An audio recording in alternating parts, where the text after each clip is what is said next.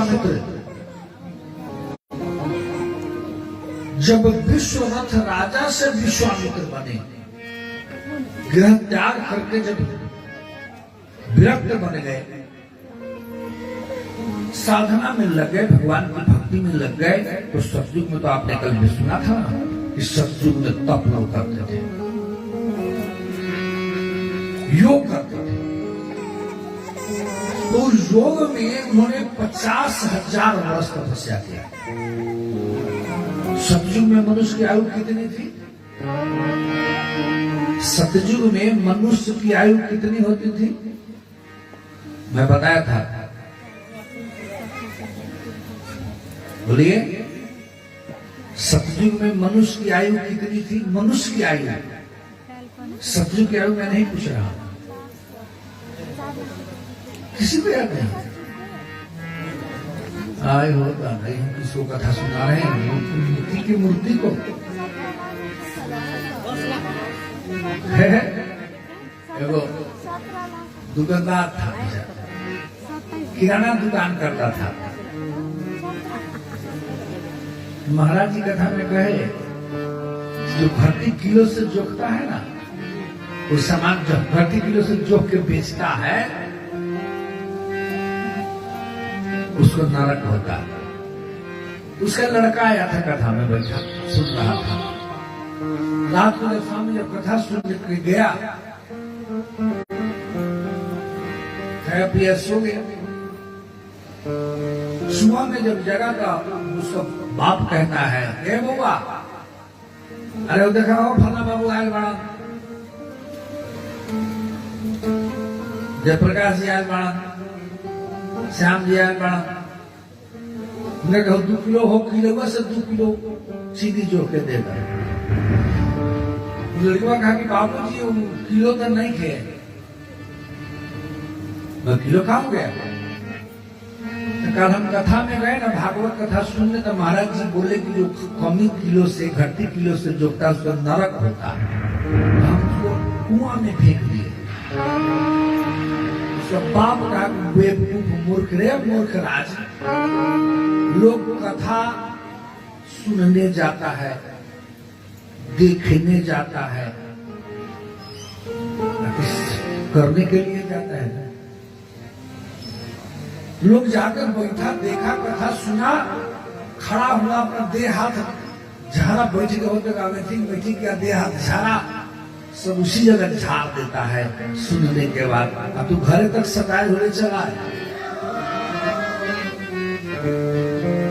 अच्छा है कि आप लोग भी यही झाड़ देते, कुछ लेके जाना। मैं कल ही ने कहा था, सतयुग में मनुष्य की आयु थी शुरू में 10 लाख वर्ष, और जब कुछ अधर्म का प्रवेश हुआ तो उसकी आयु घट के हो गई 1 लाख वर्ष। तो जो सतयुग की अंतिम आयु थी, वो त्रेता का प्रारंभिक आयु है। यानी त्रेता युग में मनुष्य की आयु 1 लाख वर्ष थी शुरू में, और जिस समय राम जी का प्रादुर्भाव हुआ अंत में, क्योंकि उसमें 1 भाग अधर्म से प्रवेश कर गया त्रेता में, 3 भाग धर्म था, 4 चरण में।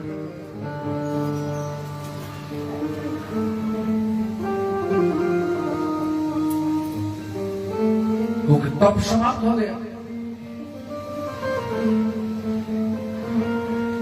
जग पूजा और दान रह गया। मनुष्य की आयु घट गई 10,000। तो जो त्रेता की अंतिम आयु थी वह द्वापर का प्रारंभ हो गया। द्वापर में 2 भाग अधर्म घुस गया, इसमें जग भी समाप्त हो गया, अधर्म हावी हो गया जग पर भी।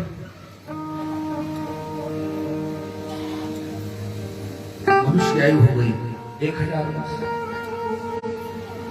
तो वो द्वापर जिसमें भगवान कृष्ण जब आए,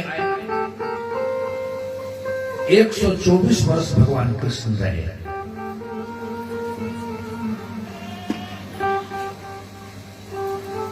उस समय जब 2 भाग जब अधर्म घुसा द्वापर में,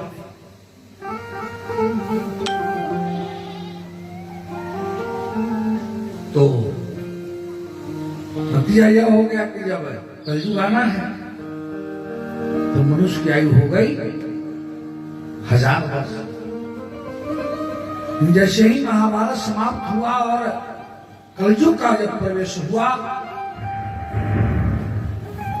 इसमें तो पूर्ण अधर्म ही अधर्म प्रवेश कर गया। एक चरण रह गया, सिर्फ 3 चरण हो गया अधर्म। देखिए मनुष्य की आयु घट के हो गई 100 वर्ष और सब। और जब कलयुग का जब अंत होने पर होगा तो मनुष्य की आयु घट कहीं कहीं कहीं कहीं कहीं कुछ धर्म का अवशेष रह जाएगा। 4 चरण जैसे लुप्त होने लगेगा।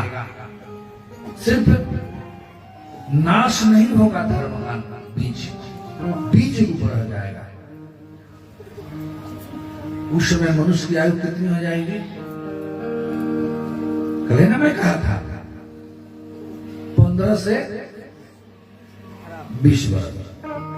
और इसी 15 से 20 वर्ष में लोग पोता पोती नाती नाती देख के मर जाएंगे, बूढ़े होकर मर जाएंगे।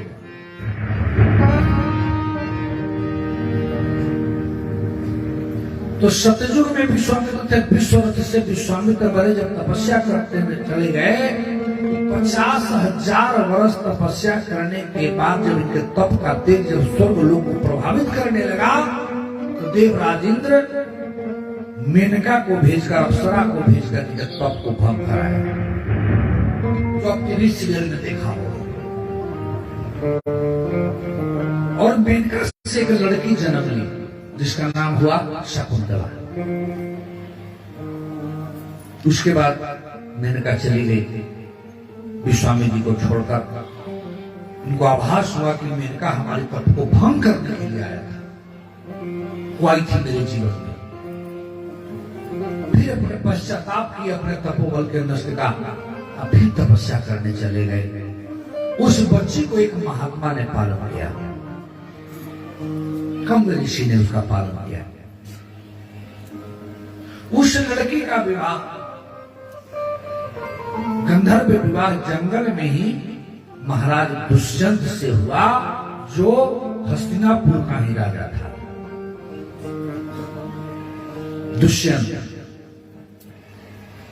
शकुंतला गर्भवती हुई, पुत्र को जन्म दी जिसका नाम हुआ भरत।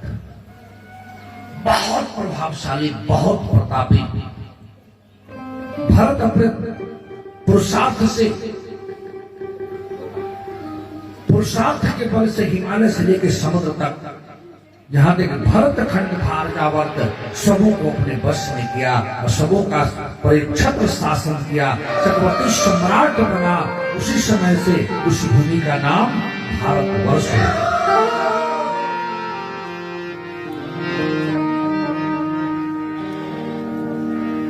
भारतवर्ष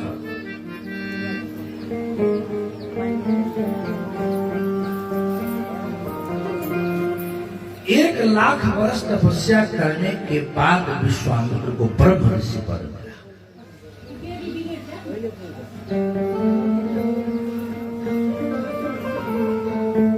ब्रह्म ऋषि का पद, परमात्मा का गुरु भी बनने का मौका मिला। ये तपस्या का फल है।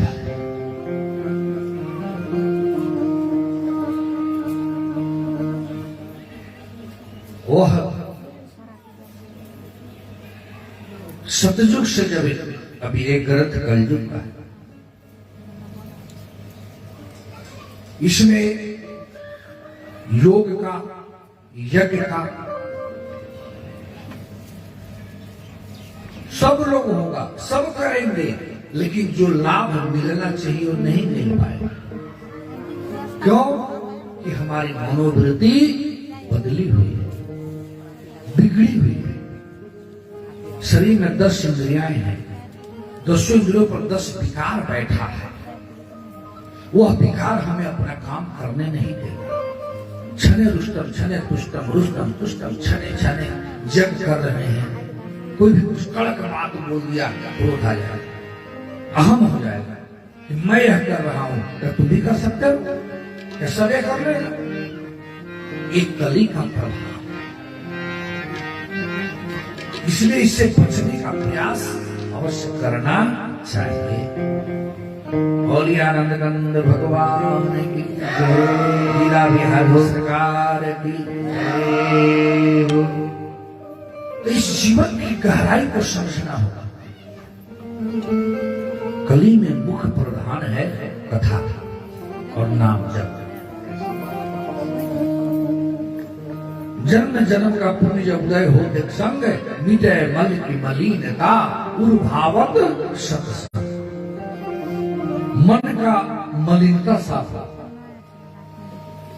जब तक मन में गंदगी है, तन की सफाई तो रोज होती है।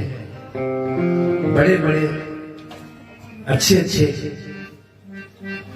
साबुन बन गए हैं ना, बहुत प्रकार के साबुन हैं, लोग लगाते यूज करते हैं।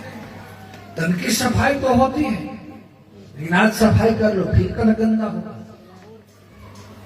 यह तन है कि बार बार हर बार रोज रोज हर बार बार बार साफ करना पड़ेगा, लेकिन तन साफ नहीं होगा क्योंकि गंदगी का भंडार है।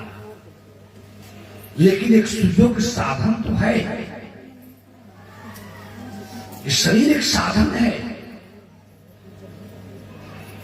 मन की सफाई करो। अब यही प्रश्न हो रहा है महाराज सुखदेव जी से, महाराज परीक्षित के द्वारा। लेकिन पहले मन की सफाई कैसे होगी? तो तन को साफ करने के लिए विभिन्न प्रकार के साबुन का उपयोग होता है, लेकिन मन को निर्मल बनाने के लिए, मन का मैल साफ हो, इसके लिए चारों वो साबुन होता है। 4 साबुन है इसके लिए। नाम, रूप, लीला, धाम। अगर मन की सफाई करनी है, परमात्मा के जिस नाम में आपकी आस्था हो, कोई राम राम ही नहीं, श्याम श्याम ही जपो, राधे राधे जपो, सीताराम सीताराम जपो, लक्ष्मी नारायण कहो, हरि कहो, ओम कहो, सोहम कहो, हंस कहो, निरंजन कहो, जो कहना है, लेकिन परमात्मा को संबोधित करके कहो। परमात्मा के 1008 नाम, हरि के 1000 नाम।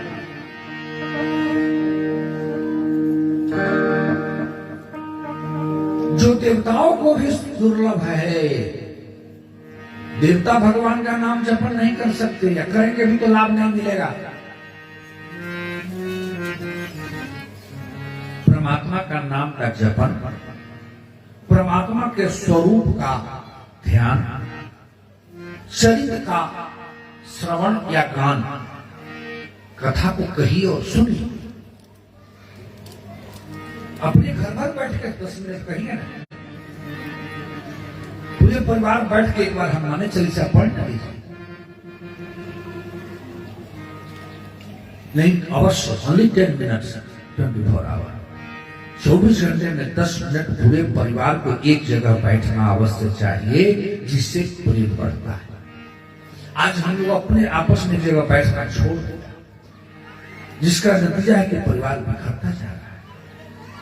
अपना तो नहीं जनमानस में, अपने भी पराये से दिखते, जब मेरे सरित ही सुख रही तो जीवन तो पर क्या है? कहां मनुष्य में नैतिकता है? कहां मनुष्य में नैतिकता? हर कार्य अनैतिक है करते, हर डाल को उल्लू बैठा जब, तो हो ज्ञान अलंकृत क्या है? कहां मनुष्य में मानवता? दनुजत्व मनुष्य पर हावी है, दनुजत्व बसा जब अंतस में, भला मनुजत्व प्रभावी क्या? उठो, उठो। सुखदेव जी महाराज ने कहा कि ये साम्य विद्या न तपः न दानम न ज्ञानम न गुणम न शीलः न धर्मः ते मृतलोके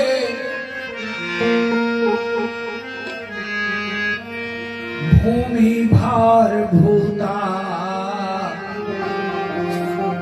मनुष्य रूपेण नृत्या चरन्ति। हे महाराज परीक्षित, मनुष्य के रूप में आया है। जिस इंसान के पास विद्या नहीं है, विद्या का प्रभाव क्या होता है? विद्या एमए पास करना नहीं, एमए पास करने के बाद वो विद्या नहीं है, विद्यार्थी, तो स्टूडेंट है, छात्र है। आज विद्यार्थी कहां उत्पन्न हो रहा है? जब तक गुरुकुल था तो वहां विद्या प्राप्त होता था, वहां विद्यार्थी तैयार किए जाते थे। लेकिन जब से यह बोर्डिंग हो गया, कॉन्वेंट स्कूल खुल गया, गुरुकुल नहीं रहा, कॉन्वेंट हो गया, बोर्डिंग हो गया, तब क्या उसमें से क्या, उसमें न गुरु जी है न विद्यार्थी है, न आचार्य है न विद्यार्थी है, न प्राचार्य है न विद्यार्थी है। उसमें क्या है? प्रिंसिपल है, प्रोफेसर है, लेक्चरर है और स्टूडेंट है, छात्र। शब्द बदला तो अर्थ भी बदलेगा। बहुत एजेड लोग हैं, विद्यार्थी विद्या जिसके अंदर है, पहले अपने बच्चे अपने नाम के आगे लिखते थे, जिसमें हम लोग पढ़ते थे हाई स्कूल कॉलेज में। उस समय जो हम लोग 66-67 में विक्रम ईस्वी सन, तो उस समय अपने कॉपी पर लड़का नाम लिखता था विद्यार्थी। जो विद्या, इससे संस्कृत शब्द विद्या जोड़ अर्थी इक्वल विद्यार्थी, जो विद्या को अर्जन कर। तो विद्या अगर आपने 5 क्लास पास किया, 10 किया, ऐसा देखो, जिसने 5 क्लास पास किया, 7 किया, 10 किया, इंटर किया, बैचलर किया, इसका मतलब क्या हुआ कि हमने विद्या को प्राप्त किया। तो क्या हम माथा पर बोर्ड सर्टिफिकेट बांध के बोर्ड लगा के चलेंगे कि आई एम ग्रेजुएट?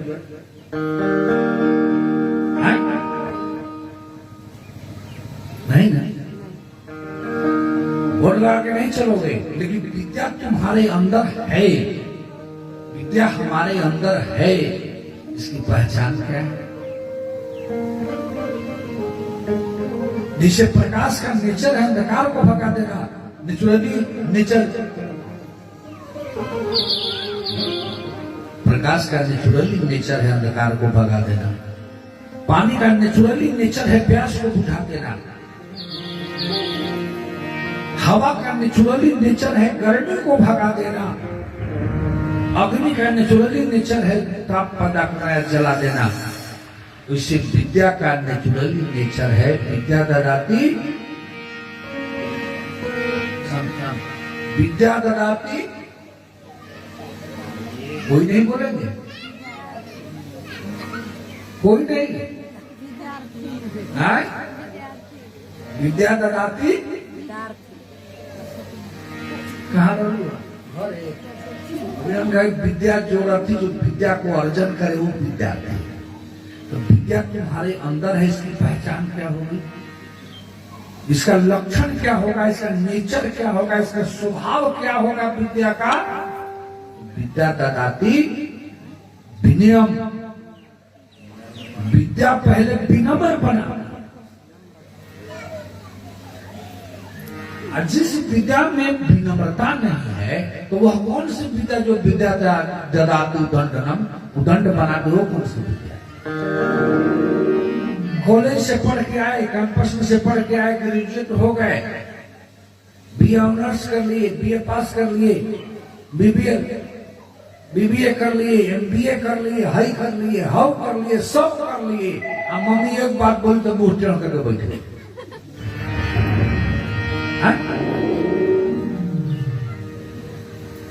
ये कौन सी विद्या जो तुम्हारे में खड़ा पड़ ला दे? विद्या जानते हो क्या है? मिट्टी का ढेला। मिट्टी के ढेला किसी के सिर पर मारो तो वो अपने भी फूट जाएगा, नहीं फूटने से पहले आपने सर को भी फोड़ा और अपने भी फूट गया। और उसी मिट्टी के ढेला में अगर पानी डाल दो तो ढेला क्या हो जाएगा? गीला। मिट्टी गिल्ली हो जाएगी।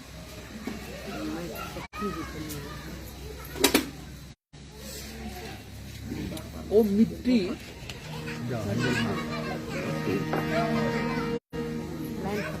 हरे राम राम राम हरे राम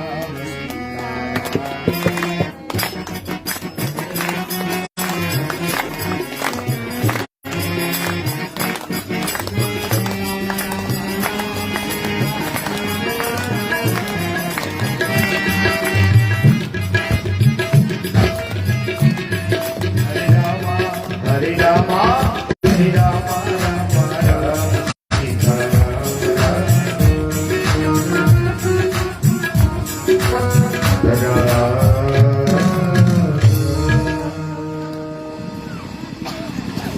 तो मिट्टी का ढेला गीला हो जाएगा, वो मिट्टी गीली हो जाएगी और वह किसी के सिर पर मारो तो चिपक जाएगा, चिपक जाएगा उसको।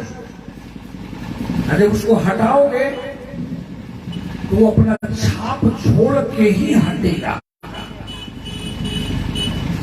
वो अपना छाप छोड़ कर हटेगा वहां। यही विद्या है। विद्या का स्वभाव है कि वो जहां भी रहेगा छाप छोड़ेगा, प्रभाव डालेगा। Spiritual education plus general education equal to full education. आध्यात्मिक शिक्षा और सामान्य शिक्षा जब दोनों मिलते हैं तब कोई व्यक्ति पूर्ण शिक्षित होता है। वह विद्या को प्राप्त किया है, वह विद्यार्थी। अगर आज किसी से पूछोगे आध्यात्मिक शिक्षा क्या है, या what is definition of spiritual education,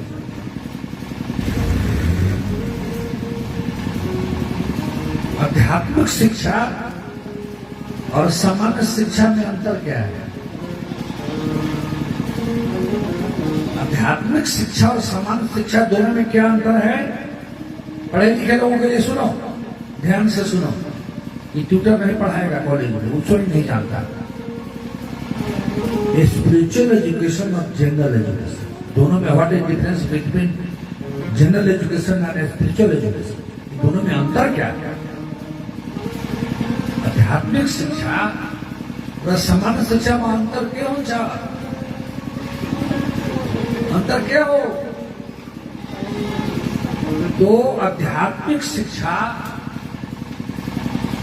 और सामान्य शिक्षा में मात्र अंतर कि सामान्य शिक्षा संसार को दर्शन कराता, लेकिन आध्यात्मिक शिक्षा मात्र अपना दर्शन कराता। आध्यात्मिक शिक्षा अपना जैसे आईना और चश्मा, चश्मा में भी गिलास है, शीशा है, और आईना में भी गिलास है। हम चश्मा लगाते हैं तो संसार को देखते हैं। क्या क्या चश्मा से अपना चेहरा दिखता है? बोलो। और आईना में बस यही अंतर है। आध्यात्मिक शिक्षा स्पिरिचुअल एजुकेशन अपना दर्शन करता है। मैं कौन हूं? मैं कौन हूं? प्रश्न है कि मैं कौन हूं? आज इनमें पास को इसी का बोध नहीं कि मैं कौन हूं। तो बताओ, कोई जवाब दे कि मैं कौन हूं, या अपने आप से पूछो कि मैं कौन हूं। हर इंसान अपने आप से पूछे कि मैं कौन हूं। कोई पूछे कि तुम कौन हो, तो मेरो नाम यो हो, अम्मा लाई नाम यो हो, बुआ लाई नाम ये हो। अम्मा बुआ को परिचय से मात्र परिचय हो नहीं? अम्मा बुआ तो तुम्हारे शरीर का को बना के भेजा है संसार में। अम्मा अपने शरीर में 9 महीने में इस तुम्हारे शरीर को बनाया है। इसमें जो बोल रहा है वो कौन है? यही महाराज सुखदेव जी से महाराज परीक्षित ने पूछा कि प्रभु इस देह और गेह में क्या अंतर है? देह और गेह में क्या अंतर है? बड़े गुढ़ प्रश्न। जो इंसान अपने देह को, शरीर को समझ लिया वो मुक्त हो गया। भागवत कथा सीधे खिस्सा नहीं है, सुबह भगवान के आय संवाद की कथा है। कुछ ऐसे भी कथा है जो 2 जगह, 3 जगह, 4 जगह है। जैसे जैसे हमारे प्रश्न पूछते हैं, जो पहला दिन प्रश्न कर दिए वो तीसरे दिन भी कर दिए। कुछ प्रभु आपने यह कहा था कि कैसे है? अभी आप कथा में सुनेंगे आगे कि तीसरे स्कंद में 13 अध्याय से 17 अध्याय तक जय विजय का साथ, हिरण्याक्ष हिरण्यकशिपु का जन्म, हिरण्याक्ष का पद, ये सब चर्चा है। और वही प्रसंग फिर 7वें स्कंद में दूसरे अध्याय से 10 अध्याय तक वही प्रसंग, वही चर्चा। तो जो कथावाचक है वह अपने विवेक से प्रसंग को कहां कहना चाहिए, कहां किसकी जरूरत है, उसके अनुसार कहा जाता है। देह और गेह में क्या है? इस शरीर क्या है? ये शरीर क्या है? शरीर का निर्माण कैसे हुआ? शरीर तो एक कोठरी है, जैसे मकान है ना, कोठरी है घर की, वैसे शरीर एक कोठरी है। जैसे समझाने के लिए मैं बता रहा, घर में क्या है? रोशनदान है, वेंटिलेटर है, खिड़की है, ढोका है, जंगला है, सब है। उसी प्रकार शरीर में भी जैसे वो घर कौन चीज से बना है? घर किस चीज से बना है? ईंट, पत्थर, सीमेंट, बालू और लोहा रॉड से। पानी है, ठीक है, अच्छी बात है। तो उसी प्रकार शरीर भी बना है। शरीर भी 5 तत्व से बना है: मिट्टी, हवा, पानी, अग्नि और आकाश। इस शरीर में भी 7 रस, 7 धातु, 7 पानी निवास करता है। शरीर में 7 धातु निवास करता है। शरीर को समझो, यही विशुद्ध अध्यात्म है। अध्यात्म का शब्द का अर्थ होता है माने आत्मरक्षतो धर्म, अपना अध्ययन या आत्मा का अध्ययन। The soul study, who is soul, what is soul, या what is definition of soul, या what is difference between soul and God. ये आत्मा क्या है, जीव क्या है, ये बोलता कौन है, भूख किसको है, प्यास किसको है, रोना हंसना किसको है, क्षुधा तृप्ति किसको है। इस शरीर को समझना बहुत जरूरी है। इसमें 7 आज हम भोजन करते हैं, भोजन से पहले 4-6 घंटा में रस बन जाता है। जीव विज्ञान की बायोलॉजी भी बताएगा, साइकोलॉजी भी बता देगा। क्योंकि शास्त्र कितने होते हैं?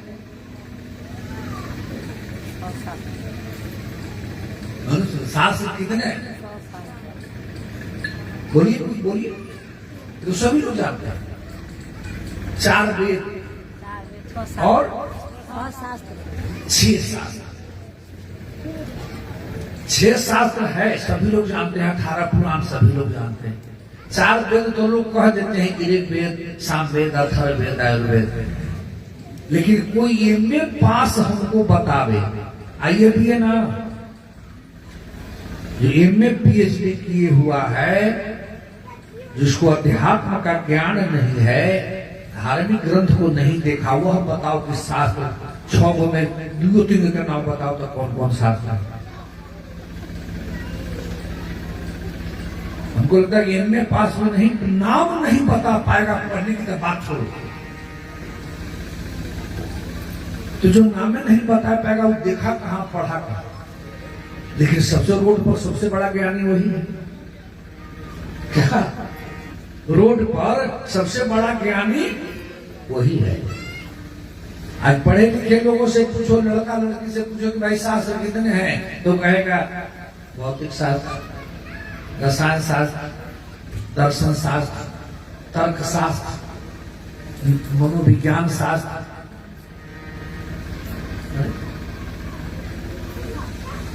शास्त्र ये नहीं है, इस शास्त्र का पार्ट है। जो विज्ञान पढ़ने वाला विद्यार्थी स्टूडेंट है, अगर वो फिजिक्स पढ़ता है, भौतिक शास्त्र अगर पढ़ता है, तो उस फिजिक्स में लाइट चैप्टर है, मैग्नेट चैप्टर है, फोर्स चैप्टर है, टेम्परेचर चैप्टर है, इलेक्ट्रिक चैप्टर है ना।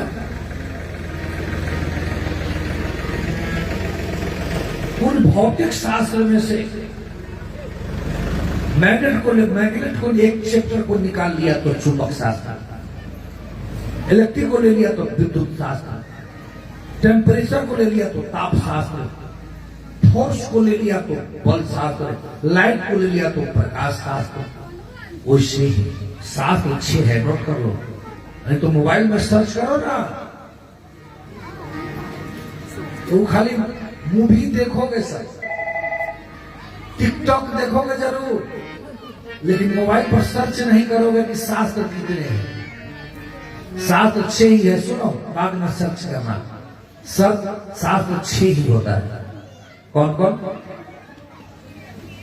कथा में आओ तो कागज कलम लेके बैठना चाहिए, कोई कोई पॉइंट मिल जाएगा। न्याय, मीमांसा, याद करो, न्याय शास्त्र, मीमांसा, वैशेषिक, सांख्य, पतंजल और वेदांत। यही ओनली 6 सिर्फ ये 6 शास्त्र हैं। इसी को दर्शन भी कहते हैं। इन्हीं शास्त्रों में से फिजिक्स को ले लिया तो भौतिक शास्त्र हो गया, केमिस्ट्री को ले लिया तो रसायन शास्त्र हो गया, साइकोलॉजी को ले लिया तो मनोविज्ञान शास्त्र हो गया, बायोलॉजी को ले लिया तो जीव शास्त्र, जीव विज्ञान हो गया, इलेक्ट्रिक को ले लिया तो नागरिक शास्त्र हो गया, इकोनॉमिक्स को ले लिया तो अर्थशास्त्र हो गया। इन्हीं शास्त्रों का पार्ट है 6 शास्त्र। ये जो 6 शास्त्र हैं, आध्यात्मिक शिक्षा जहां हो तभी शिक्षा पूर्ण मानी जाती है। तो हम लोग अपनी चर्चा कर रहे थे, बताऊंगा मन की, पहले मन की सफाई। तो मैंने कहा ना कि 4 साबुन है, नाम, रूप, लीला और धाम। नाम का जपन, रूप का चिंतन, कथा का श्रवण, चरित्र का और धाम का सेवन। यही 4, जिससे जो पार लगे। आप गृहस्थ आश्रम में हो, अब तो भगवान के तीर्थ का सेवन नहीं कर सकते हो, लेकिन आप घर में तो हो तो नाम जपन करो। नाम जपन के लिए किसी भी चीज की जरूरत नहीं है, कुछ करने की जरूरत नहीं है। कपड़ा धो रही हो नाम जपती रहो, सीताराम सीताराम करते रहो, झाड़ू पोछा लगा रही हो नाम जपन करते रहो, सब्जी काट रही हो नाम जपन करते रहो, स्नान कर रही हो नाम जपन करते रहो, जो भी काम कर रही हो नाम जपन, झाड़ू लगा रही हो नाम जपन करते रहो। रास्ते में जा रहे हैं, साइकिल पर है, मोटरसाइकिल पर है, गाड़ी में बैठे हैं, नाम जपन करते रहो, दुकान पर बैठे हो नाम जपन करते रहो। सिर्फ अंदर एक मैंने अट्रैक्शन आना चाहिए, अंदर उत्साह होनी चाहिए कि हमको यह काम करना है।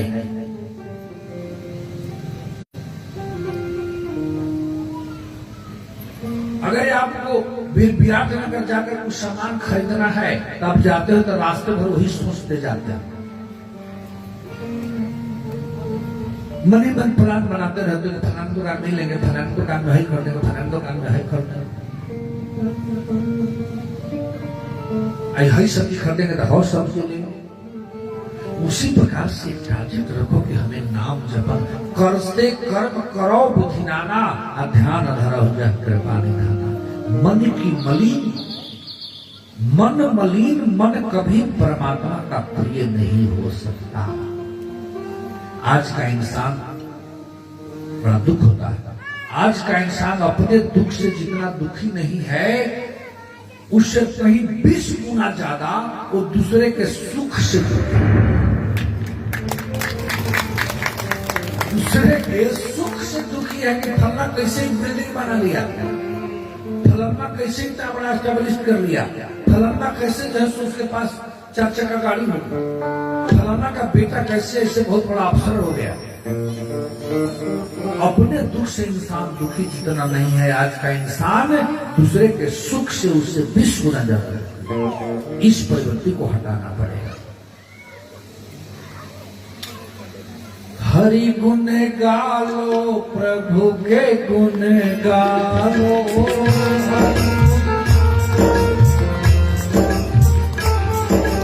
हरि गुण गालो प्रभु के गुण गालो, हरि गुण गालो प्रभु के गुण गालो, हरि गुण गालो प्रभु के गुण गालो, हरि गुण गालो प्रभु के गुण गालो, हरि गुण गालो प्रभु के गुण गालो, हरि गुण गाले प्रभु के गुण गालो, राम गुण गालो श्याम गुण गालो, राम गुण गाले श्याम गुण गालो।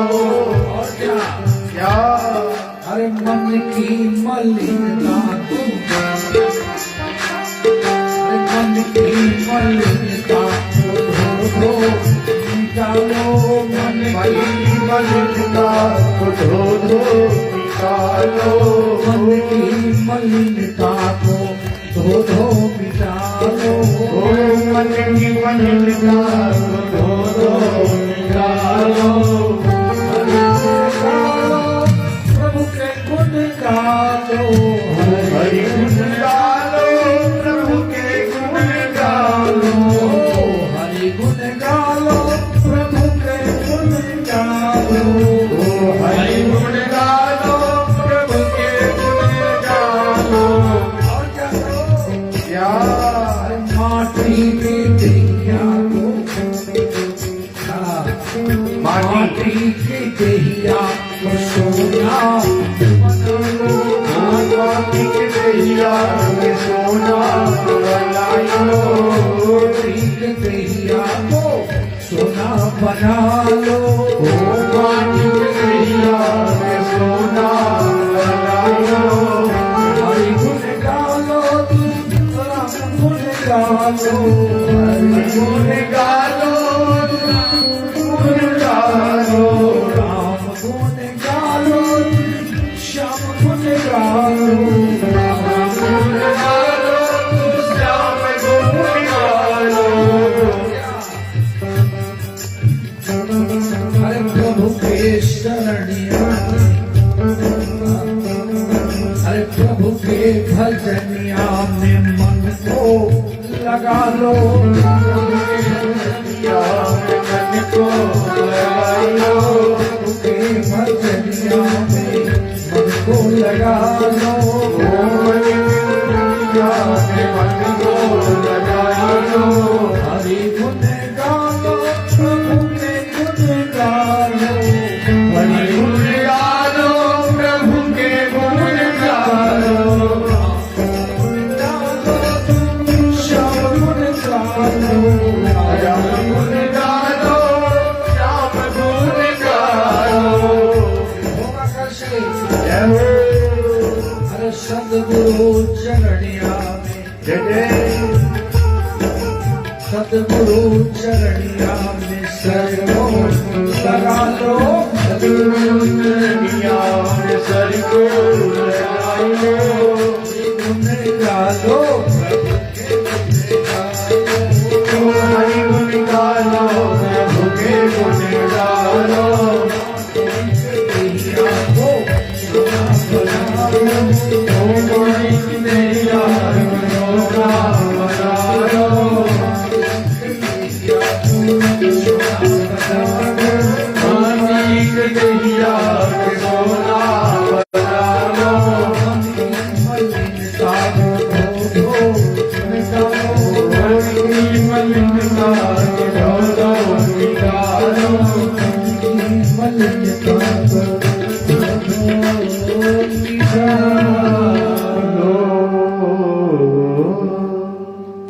मन की मलिनता को धो दो, और सिर्फ हरि गुण से होगा, नाम हरि नाम से होगा। दूसरी कोई औषधि नहीं है जिससे मन की मलिनता को स्वच्छ किया जाए। मलिन मन सिर्फ नाम और कथा से साफ होगा। बिनु सत्संग न हरि कथा। देखिए, परमात्मा की कृपा कब होगी?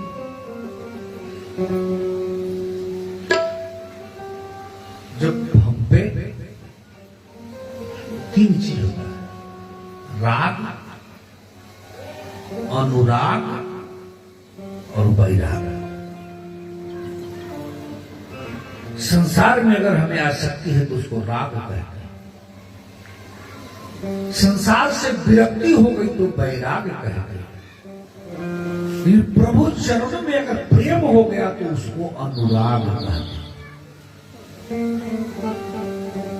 क्या संसार में प्रेम है तो राग कहते हैं, संसार से विरक्ति हो गई तो वैराग कहते हैं, और जिसको सब परमात्मा से प्रेम हो गया चरणों में परमात्मा के, उसको अनुराग कहते हैं।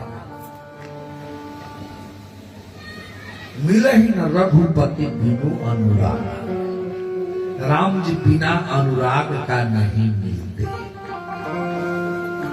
अब करोड़ों रस भरी चढ़ा दो, कुंटल का कुंटल, उससे भगवान नहीं मिलते। सोने की अपार धन है, सोने की मंदिर मूर्ति बना दो, उससे भगवान नहीं मिलते। सबके साथ मन में अनुराग है। अगर अनुराग नहीं होगा तो वाहवाही के लिए करोगे कि फलना, लोग कहे कि फलनवाई मंदिर बना दिया, फलनवाई सोने का मूर्ति दे दिया।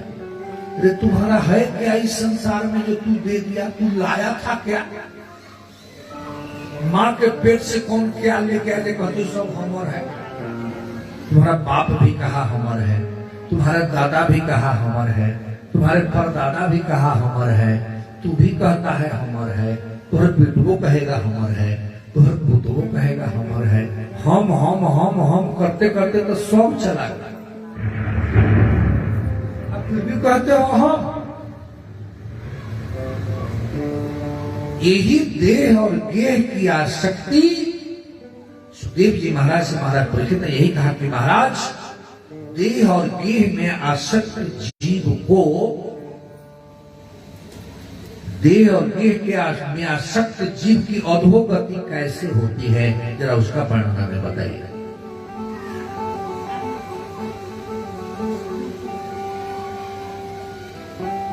तो जरा देह को समझिए कि देह क्या है। तो मैं पहले आपको बताया कि 5 वस्तु से शरीर बना है, ध्यान दीजिए। इसमें 7 धातु निवास करता है। हम भोजन करते हैं 4 से 6 घंटा में रस बन जाता है। बाकी जो रहा वह मल से बाहर निकल जाता है। रस से रक्त बनता है, रक्त से मांस बनता है, मांस से मेद बनता है, मेद से अस्थि हड्डी बनती है, हड्डी से मज्जा बनता है और मज्जा से शुक्र तैयार होता है, जो शरीर की ऊर्जा है जिससे संतान उत्पन्न होता है। रस, रक्त, मांस, मेद, अस्थि, मज्जा, शुक्र, इस शरीर में 7 धातु निवास करता है। इस शरीर में 9 छिद्र भी है। इस कोठरी में बहुत सारे खिड़की जगह वेंटिलेटर रोशनदान है, वैसे शरीर रूपी घर में भी देह रूपी गेह में, देह रूपी घर में 9 छिद्र है। 2 आंख, 2 कान, 2 नाक, 1 मुख और 1 उत्सर्जन और 1 प्रजनन। उत्तम 9 छिद्र है। 10 इंद्रियां हैं, 5 कर्म इंद्री और 5 ज्ञान इंद्री। तो जो काम करे उसे कर्म इंद्री कहते हैं और जो अनुभव करे उसको ज्ञान इंद्री कहते हैं। तो काम करने वाला इंद्री कौन है? हाथ, पैर, पैर, हाथ, मुख, पैर चलने का, हाथ कुछ काम करने का, मुंह बोलने का और दोनों गुप्त इंद्रियां उत्सर्जन और प्रजनन। एक कर्म इंद्रिय, एक कर्म करता। 5 ज्ञान इंद्रिय है जो अनुभव करता है। वह है कान, आंख, नाक, जीभ और एक छाला, त्वचा। आंख दृश्य का अनुभव करता है, कान शब्द का अनुभव करता है, नाक गंध का अनुभव करता है, जीभ स्वाद का अनुभव करता है और ये छाला स्पर्श का अनुभव करता है।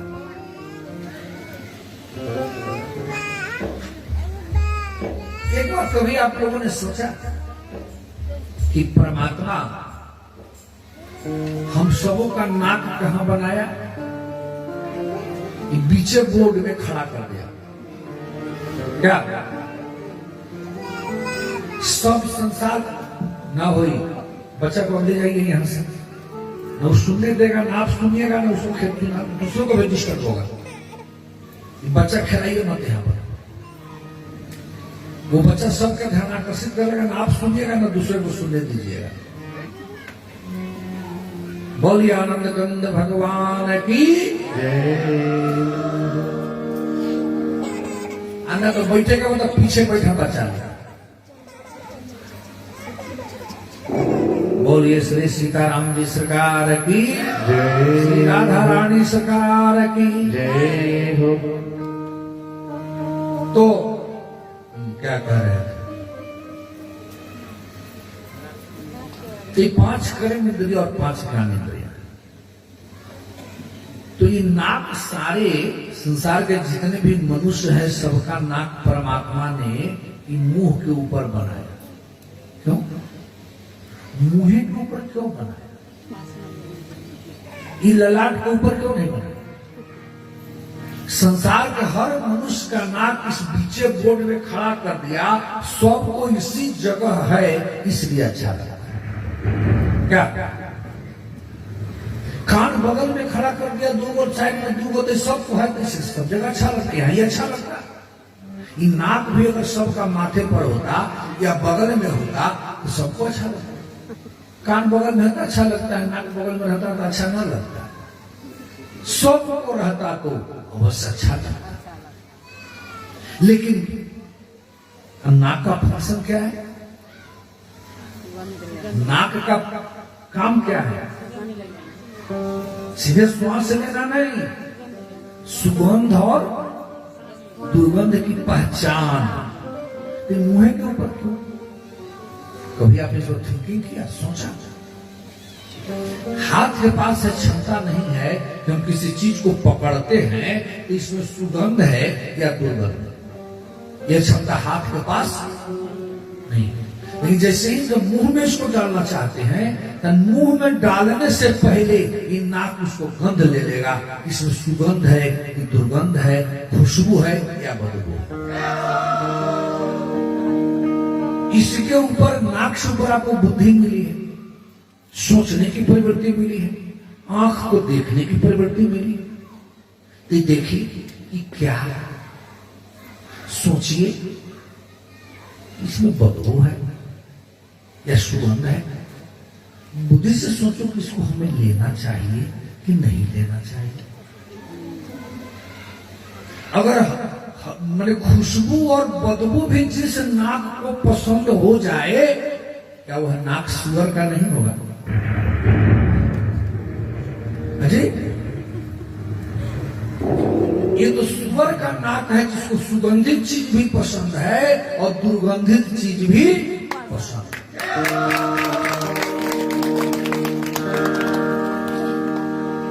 क्योंकि पशु को दो की ही चिंता है, ध्यान दीजिए, पशु को दो की ही चिंता है, सिर्फ भोजन की और शारीरिक सुख की, वासना। तीसरा उसको किसी चीज की, उसको छावन, बिछावन, मकान, भवन, बेड, बिस्तर, किसी चीज की चिंता नहीं है, सिर्फ दो की चिंता है, भोजन और शारीरिक सुख। दो की आवश्यकता होगी तो वह बोलेगा या उत्तेजित होगा। दो किस्म है, लेकिन हम लोग क्यों दो की चिंता उस जानवर को क्यों है? उसकी दोनों इंद्रियां समकक्ष है, भोजन इंद्रिया और वासना इंद्रिया दोनों समकक्ष है। लेकिन हम मनुष्य के पास ऐसी बात नहीं। हमारे साथ पहले मस्तक है, सद्ज्ञान, सद्बुद्धि। पहले सद्बुद्धि प्राप्त करो।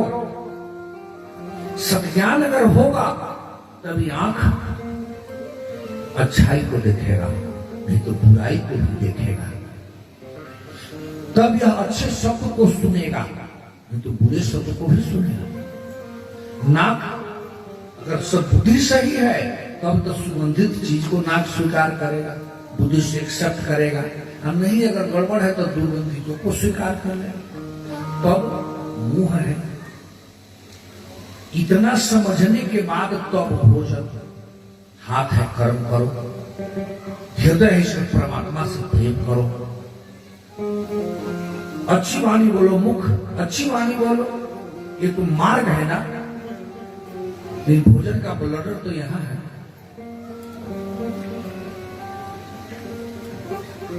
भोजन का गोदाम तो यहां है। अच्छे सोचो, अच्छा देखो, अच्छा सुनो, सुगंधित चीज को स्वीकार करो, अच्छी मीठी वाणी बोलो, अच्छा कर्म करो, हृदय को स्वच्छ रखो। इतना काम जब करो, पहले इस ऊपर है, इसको तब पेट है, तब भोजन से ऊपर इस सब को रखो। इसके बाद तब भोजन का स्थान दो, तब उसके बाद वासना।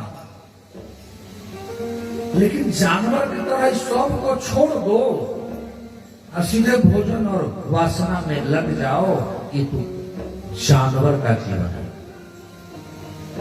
येषां न विद्या, इसमें सद्ज्ञान नहीं है, न जीवन में तप है।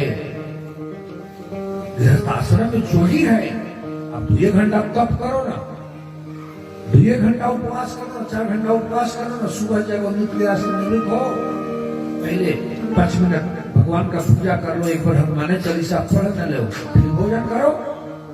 एक नियम बना लो,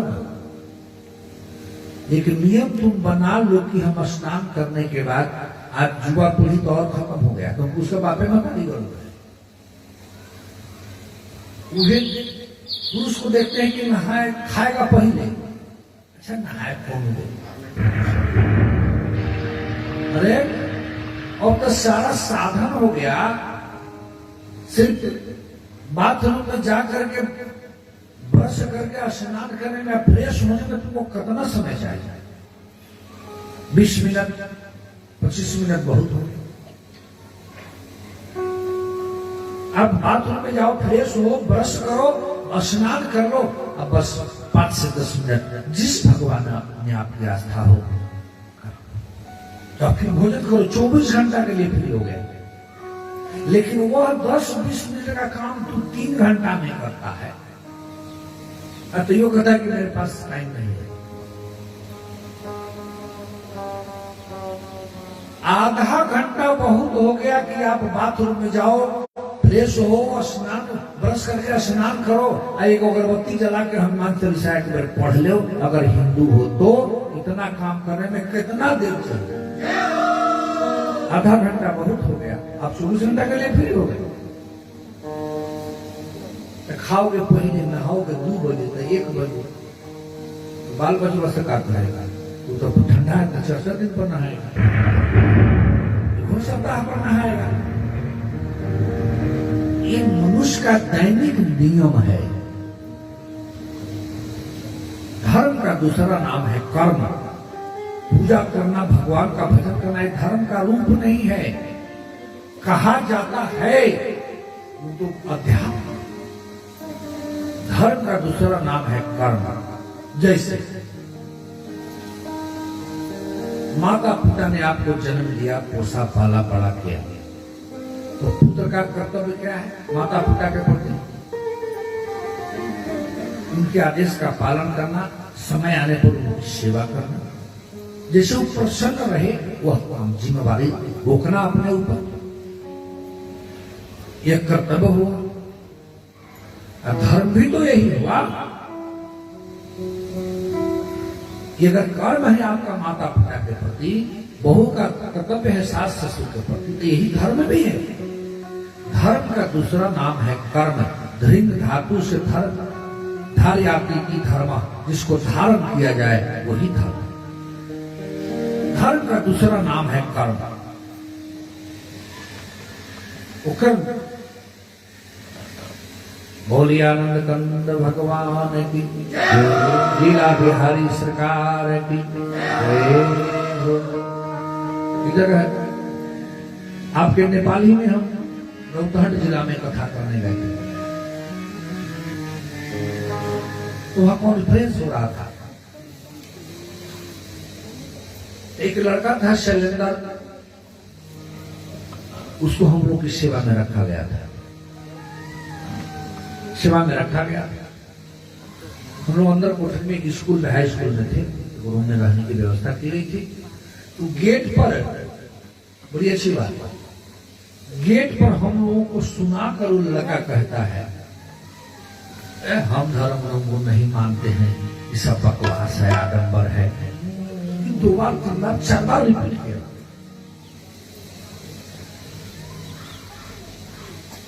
अखिलेश थे, अमेरिका में उनका कार्यक्रम होता है, अब तो नहीं रहे, चले गए, गुजर गए। अखिलेश जी थे, कहा गया मत कर जो देखे हम लोग छोड़वा क्या कहता हो, सुना था कुछ हो, क्या कहता देखा था, सुनो ना भोजपुरी में, देखिए क्या कह रहा है, ध्यान देता हूँ कब लोग वही सुना है कि हम धर्म को नहीं मानते हैं। वे बाबू इधर आया, ये क्या नाम है तुम्हारा? तो शैलेंद्र कुमार। कभी क्या बोल रहा था गेट पर? ना बाबा कुछ नहीं, ऐसे ही हम लोग पास में विराट बोल रहा था धर्म के बारे में। तो जी बाबा, हमको इस सब में कोई आस्था नहीं है, हम सबको नहीं मानते हैं, हमको धर्म से कोई रुचि नहीं है। हमने कहा कि धर्म में तुम्हारी रुचि नहीं है, धर्म को मानते नहीं हो, या धर्म की परिभाषा ही नहीं जानते? तो नहीं बाबा, हम धर्म की परिभाषा अच्छी तरह से जानते हैं और ये आपको हमको समझाने की जरूरत नहीं है। वो लगता है कि पढ़ लिख रहा है, IAPA में जो पढ़ता है तो उसको लगता है कि संत महात्मा पढ़े लिखे नहीं होते हैं,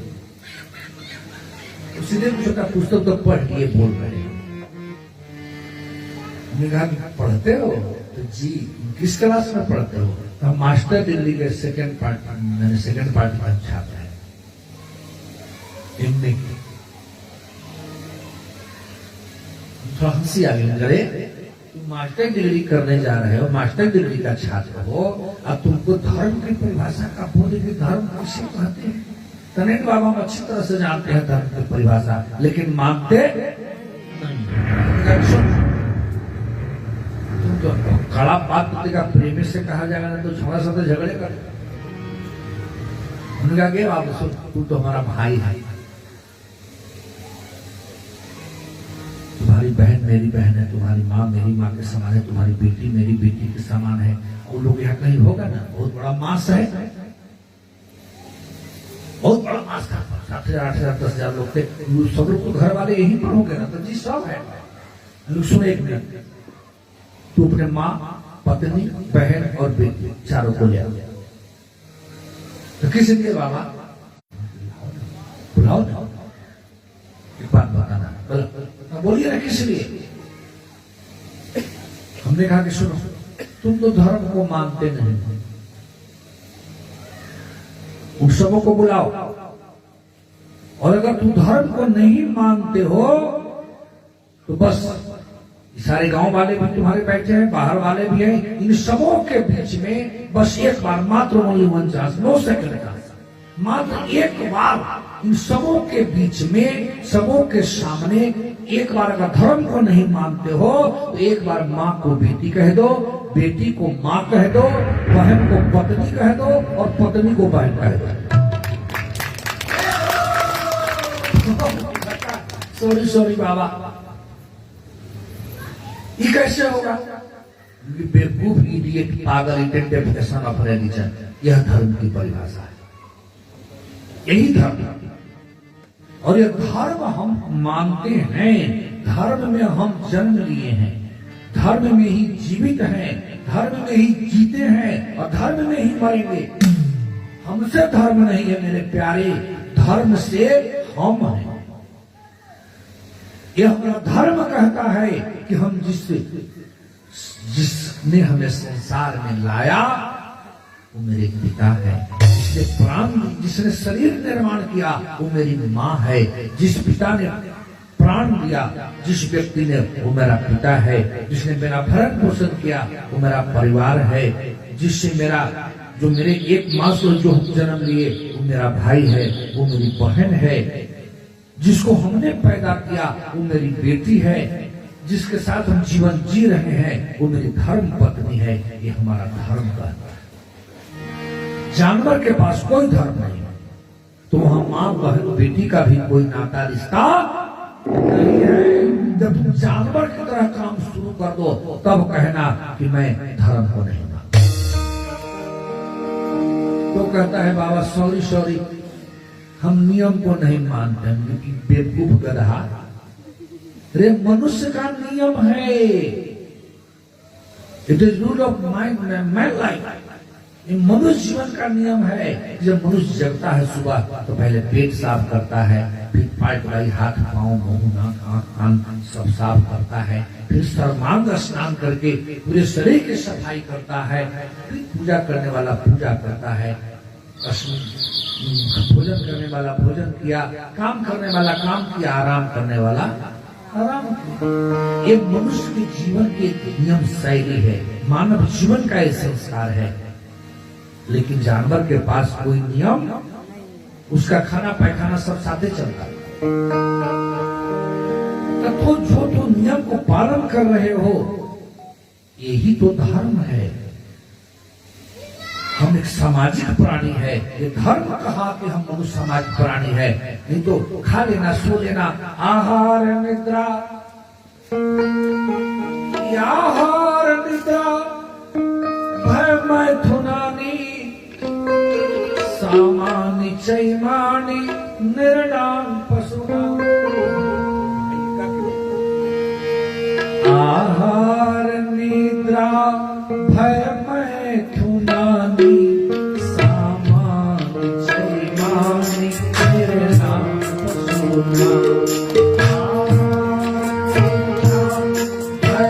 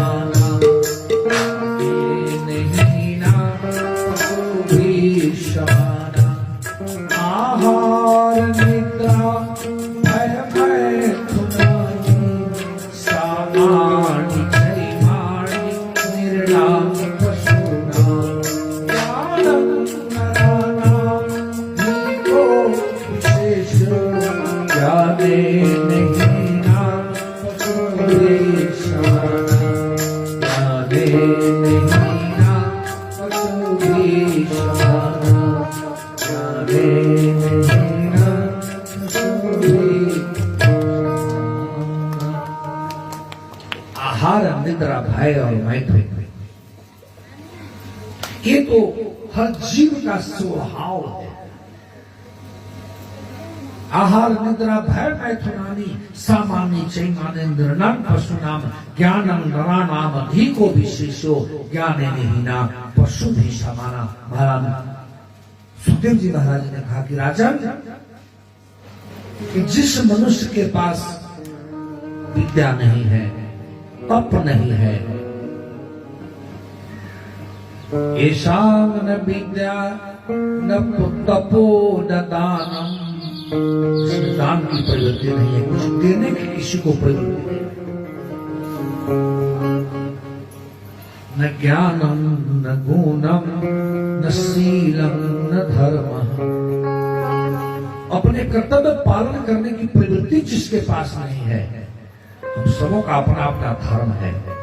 हम कहीं पिता है, कहीं माँ हो, कहीं बेटी हो, कहीं बहन हो, कहीं पत्नी हो, कहीं पुत्री हो। पुत्री का भी धर्म है, पत्नी का भी धर्म है। जब पुत्री बनी माँ बाप के प्रति, भाई के प्रति, बहन के प्रति, जब पत्नी बन गई तो सास ससुर के प्रति, पति के प्रति, देवर देवरानी के प्रति, जेठ जेठानी के प्रति। जब माँ बन गई फिर पुत्र के प्रति, जब सासू माँ बन गई तो फिर बहू के प्रति, जब नानी बात दादी नानी बन गई और जिम्मेवारी बढ़ी। तो जैसे उम्र बढ़ता है, जैसे पद बढ़ता है, वैसे मनुष्य की जिम्मेवारी भी बढ़ती जाती है। जो जिम्मेवारी को नहीं पालन करे, समझो कि उसको मनुष्य कहलाने का अधिकार नहीं है, वो जानवर है। खा लेना, सो लेना, बच्चे को पैदा करके पाल लेना, संसार से मर के चल देना, यही मानवता है क्या?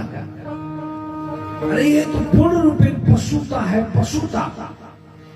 पशु भी माँ के गर्भ से जन्म लेता है, वो भी दूध पी के बड़ा होता है, वो भी शारीरिक संबंध करता है, वो भी गर्भ ढोती है, वो भी बच्चे की माँ बनती है। 2-2, 4-4, 5-5 बच्चे की माँ एक बार बनती है, एक साथ गर्भ धारण करके। अब 5 बच्चों को अपने शरीर से दूध पिलाकर पाल लेती है। आज तो इतना मोटी देह लेकर के एक बच्चे को नहीं पाल पा रही है आज की मम्मी।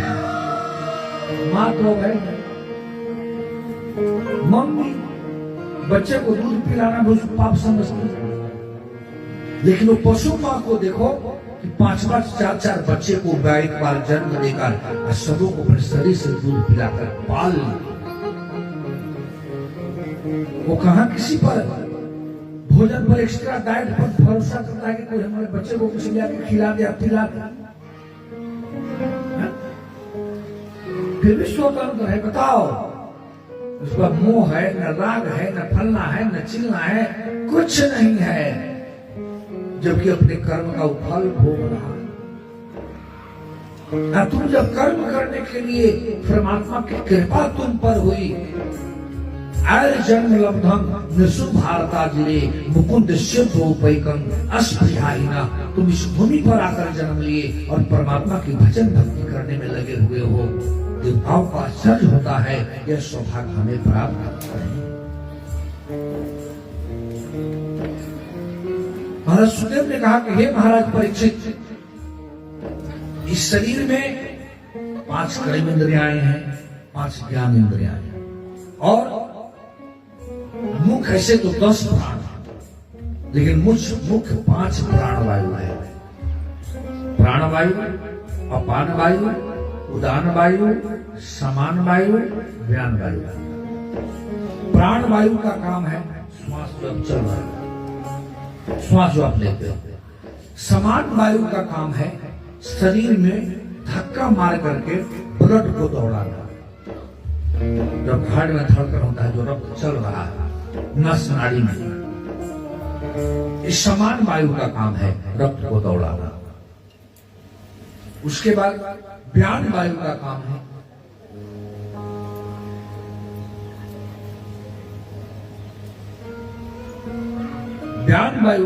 है शरीर में कि जो स्पर्श जो आप करते हैं, कुछ छुआ गया शरीर को, तो स्पर्श जो अनुभव जो होता है त्वचा को छाला में छूने पर, ये अनुभव कराना ये व्यान वायु का और उदान वायु का काम है शरीर को जठराग्नि में को उत्पन्न करना, शरीर को गर्म रखना। प्राण वायु, समान वायु, उदान वायु, व्यान वायु और अपान वायु का काम है शरीर से गंदगी को धक्का मार के बल दे के शरीर से बाहर निकालना, वो अपान वायु है। यही 5 प्राण है। मृत्यु के बाद ये 5 प्राण वायु निकल जाते हैं। सबसे पहले निकलता है प्राण वायु और अंत में निकलता है अपान वायु। अब देह और गेह में क्या भेद है कि देह रूपी गेह का भेद, इससे जो आसक्ति है संसार को, इसमें जो अधोगति होती है, एक बहुत बड़ा गुण है। यही ज्ञान इंसान को मुक्त करता है। ऐसा कहानी तो बहुत है। अब जरा शरीर को देखिए, गहराई से सोचिए। यही मोह इंसान को अज्ञानता में ढकेल देता है।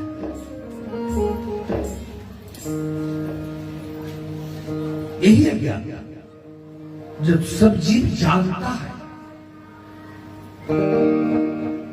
कि हम जब संसार में आए हैं तो हमको जाना है, कुछ लेके नहीं जाएंगे, फिर भी कहता है हमारा हमारा हमारा हमारा हमारा।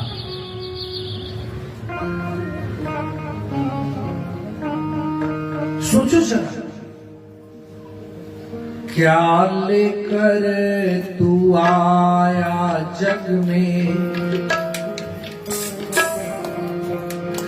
सोचो जरा, क्या लेकर तू आया जग में, क्या लेकर तू जाएगा, हो क्या लेकर तू आया जग में, सब बताइए, क्या लेकर तू जाएगा, तो क्या लेकर तू आया जग में, क्या लेकर तू जाएगा, हो क्या लेकर तू आया जग में, क्या लेकर तू जाएगा, सोच समझ ले रे मन मूरख, सोच समझ ले रे मन मूरख, आखिर में पछताएगा, ओ सोच समझ रे मन मूरख, आखिर में पछताएगा, सोच समझ ले रे मन मूरख, आखिर में पछताएगा, ओ सोच समझ रे मन मूरख, आखिर में पछताएगा, क्या लेकर तू आया जग में, क्या लेकर तू जाएगा, हो क्या लेकर तू आया जग में, क्या लेकर तू जाएगा, क्या लेकर तू आया जग में, क्या लेकर तू जाएगा, हो क्या लेकर तू आया जग में, क्या लेकर तू जाएगा,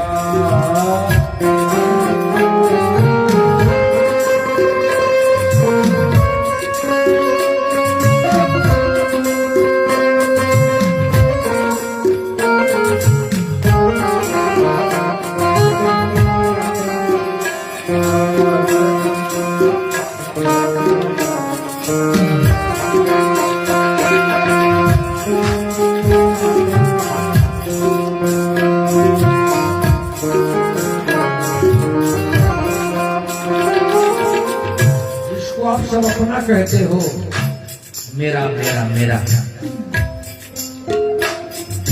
कहां तक साथ देते, कहां तक जाएंगे? भाई बंधुवरो मित्र घनेरे मरघट तक संग जाएगा। भाई बंधुवरो मित्र घनेरे मरघट तक संग जाएगा।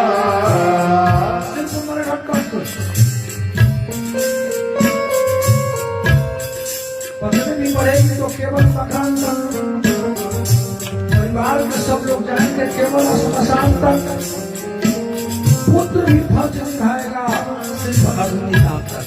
जय हो। उसके आगे कुछ नहीं। भाई बंधुवरो मित्र घनेरे मरघट तक संग जाएगा। भाई बंधु मित्र घनेरे मरघट तक संग जाएगा। स्वार्थ के दो क्या करेंगे लोग? स्वार्थ के दो आंसू देकर लौट लौट घर आएगा। स्वार्थ का तो आंसू देकर लौट लौट घर आएगा। लौट लौट घर आएगा। स्वार्थ के दो आंसू देकर लौट लौट घर आएगा। स्वार्थ के दो आंसू देकर लौट लौट घर आएगा। कोई न तेरे संग जाएगा, कोई न तेरे संग जाएगा, संग जाएगा। कोई न तेरे संग जाएगा। कोई न तेरे संग जाएगा। काल तुझे ही खाएगा, क्या लेकर तू ताली बजाते हुए क्या लेकर तू आया जग में। ताली बजाते हुए क्या लेकर तू आया जग में। क्या लेकर तू जाएगा। क्या लेकर तू आया जग में। तू जाएगा।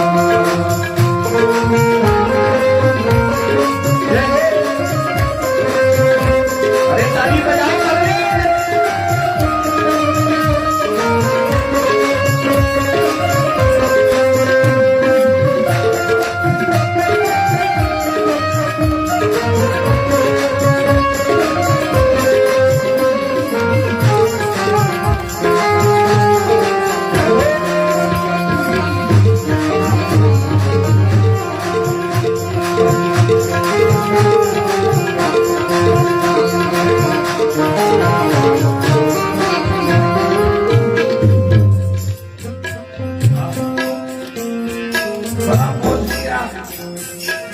बड़े बड़े सुंदर महल बनाए, शीश महल बनाया, लंबा लंबा शीशा का।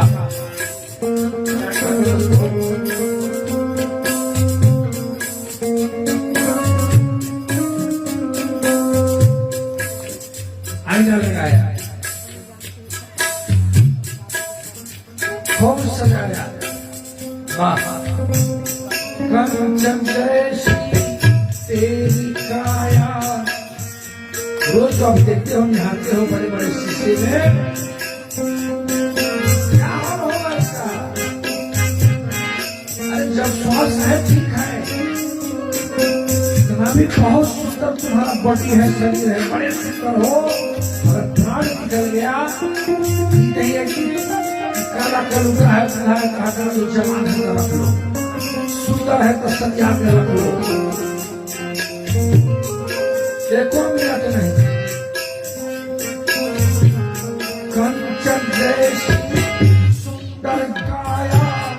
सूरत जलाई जाएगी। कंचन जैसी सुंदर काया जलाई जाएगी।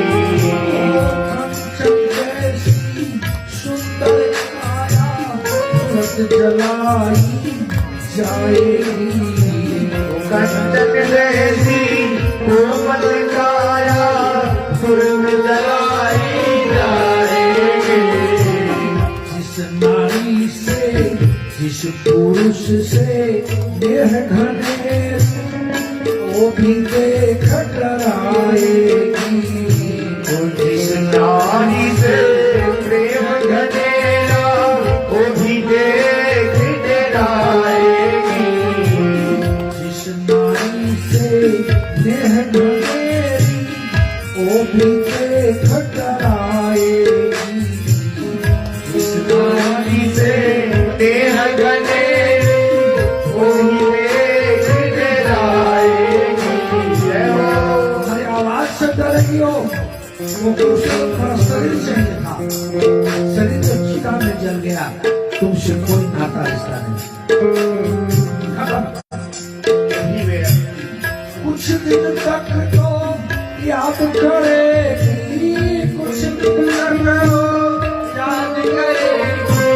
कुछ दिन तक तो याद करेगी, कुछ दिन तक याद करेगी। याद तू आएगा, याद तू आएगा।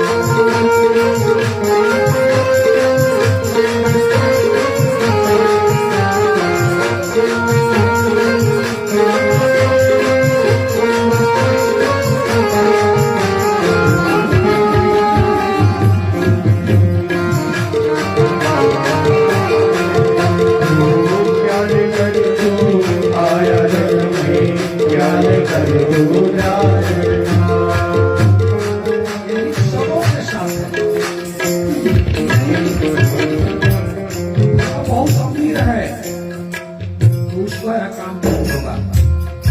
सबों के लिए वही किनारा है, एक चिता है। राजा रंग पुजारी पंडित सबको एक दिन जाना है। राजा रंग पुजारी पंडित सबको एक दिन जाना है। आपने देखा होगा, सुना होगा, भगवान पशुपतिनाथ नेपाल का भी छात्र देव है, वही श्मशान नहीं है। बाबा पशुपतिनाथ का मंदिर कहाँ है? बागमती नदी के किनारे श्मशान में ही है। यही बड़े मंदिर के बगल में आज घाट है।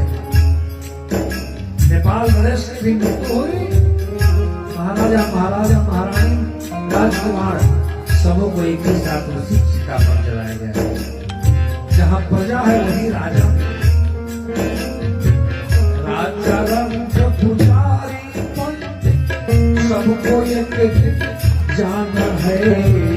राजा रंग पुजारी पंडित सबको एक दिन जाना है। खोल कर देख पाओगे जगत मुसाफिर आना है। खोल कर देख पाओगे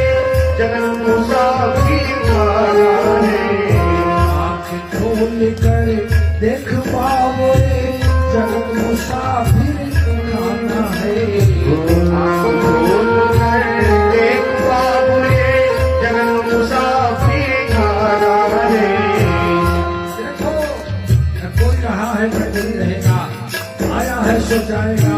राजा रंग फकीर कोई सिंहासन कर गया तो कोई बता दीजिए। परमात्मा के भजन में लगा, सिंहासन पर बैठा, माया मोह में रहा, बंधन में गया। ईश्वर का एक नाम ही तेरा, दूसरा कोई उपाय नहीं है। राम का एक नाम ही तेरा, ओ नाम का एक नाम ही तेरा, राम का एक नाम ही तेरा, ओ नाम का एक नाम ही तेरा, अंतिम साथ निभाएगा। ओ अंतिम साथ निभाएगा। क्या लेकर तू आया जग में, क्या लेकर तू ओ क्या लेकर तू आया जग में, क्या लेकर तू जाएगा। आया जग में, क्या लेकर तू जाएगा। ओ क्या लेकर तू आया जग में, क्या लेकर तू जाएगा। सोच समझ ले रे मनमूरख, सोच समझ ले हे मनमूरख, पछताएगा। सोच समझ ले रे मनमूरख, आगे में पछताएगा। क्या लेकर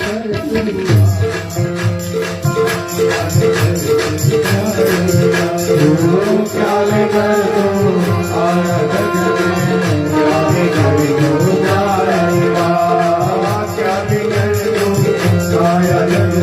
क्या लेकर तू आया जग में, क्या लेकर तू जाएगा। क्या लेकर तू आया जग में, क्या लेकर तू जाएगा। यही सोचने और समझने का विषय है कि हम निकाल लाया,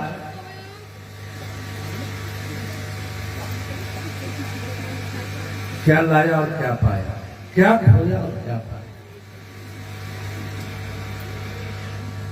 यही जीवन का साथ। महाराज परिपक्व सुखदेव जी ने कहा कि राजन समझो, इस जीव को संसारियों से प्रेम नहीं है, जीव को शिव से प्रेम है, जीवात्मा को परमात्मा से प्रेम है। The soul is the part of God. आत्मा परमात्मा का अंश है। और ये तो अपने शरीर को समझा कि 5 तत्व से शरीर बना है, 5 कर्म इंद्रियाएं हैं, 5 ज्ञान इंद्रियाएं हैं, 5 मुख्य प्राण है, 7 धातु निवास करता है और 10 इंद्रियों पर 10 विकार भी बैठा है। काम, क्रोध, लोभ, मोह, मद, ईर्ष्या, अहंकार, दंभ, द्वेष, पाखंड। कभी सोचा कि परमात्मा ने हमें 5 ही अंगुली क्यों दिया? इस हाथ में 6 क्यों नहीं बनाया, 4 क्यों नहीं बनाया, 5 ही क्यों? ये जो है हमारे शरीर में जो 5 कर्म इंद्रियाएं हैं, 5 ज्ञान इंद्रियाएं हैं, 5 प्राण है और 5 जो तत्व है, इन 5 का एक कीबोर्ड है, 20 का एक कीबोर्ड है, 20 अंगुली। जो 5, 5, 10 दोनों पैर का 5, 5, ये 20 कीबोर्ड है। ये उंगली पर कभी आपने थिंकिंग किया? जब देह और गेह की चर्चा इसमें भागवत महापुराण की हो रही है, तो थोड़ा और डीपली चले। संस्कृत में इसका क्या नाम है?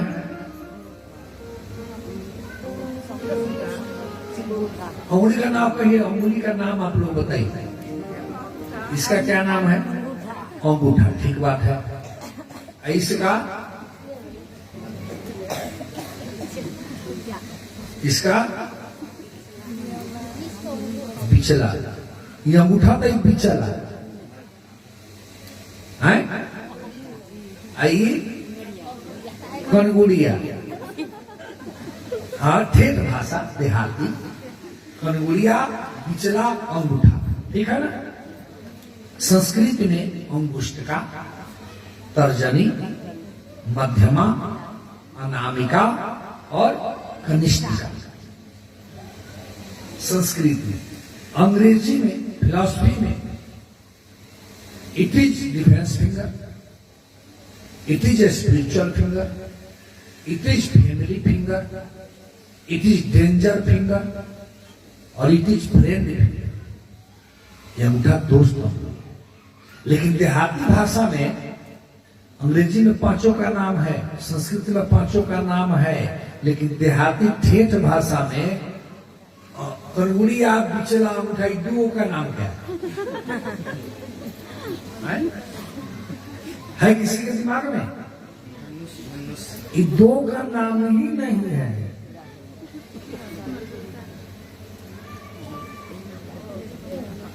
अंग्रेजी में संरक्षक अंगुली है, सबसे कमजोर है। ये कहते इसका दर्शन, फिलोसफी दर्शन कितना बारीक है।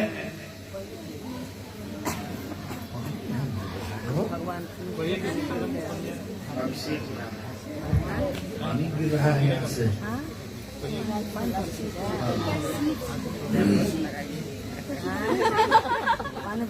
थोड़ी हंसते हो, लंबू आओ ना।